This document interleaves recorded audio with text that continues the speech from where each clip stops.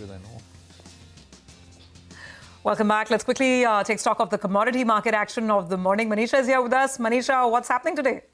Well, even as we've seen most of the industrial commodities do quite well, what with all those tariff agreements that we are listening in, sense of announcements. But I want to draw closer home and I want to talk about rice right now because there are various headlines coming in for this one. A very positive cue really coming in for the Indian companies here.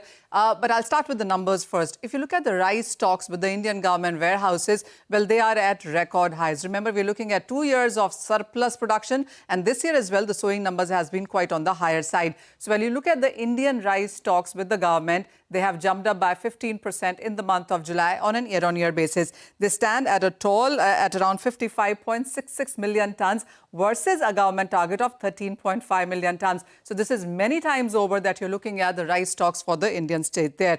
Also, as I said, when you look at the sowing numbers, they have been on the higher side as well. As compared to last year, we're up by 12.5% in sense of sowing at 17.7 million hectares there. Also, it is about higher MSP and assured procurement from the government that leads farmers year after year on sowing higher paddy there.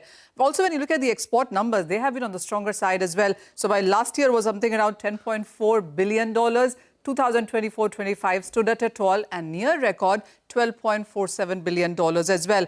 Remember, India accounts for 35% of global rice trade or exports, and India did remove all sorts of exports restrictions. That was in March 2025, and the numbers only have been positive since then. Also, apart from that, India does export to almost all of the world, from Asia to Middle East to Europe to West Asia to US. So we are looking at most of the countries being covered here.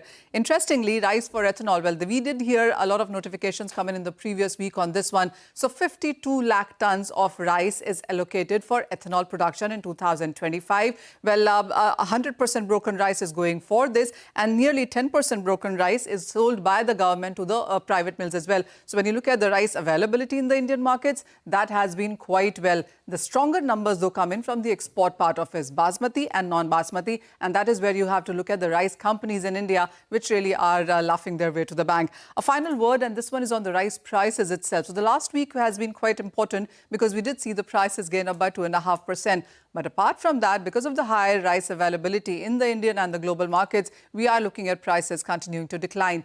Down 2.5% in last 1 month, 10% down in this year until now, and 17% down in last 12 months as well. But the Indian rice exports are, one, competitive. Two, we have great rice varieties, and that gives us an export benefit as compared to various other origin countries.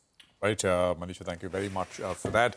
That's commodities in focus.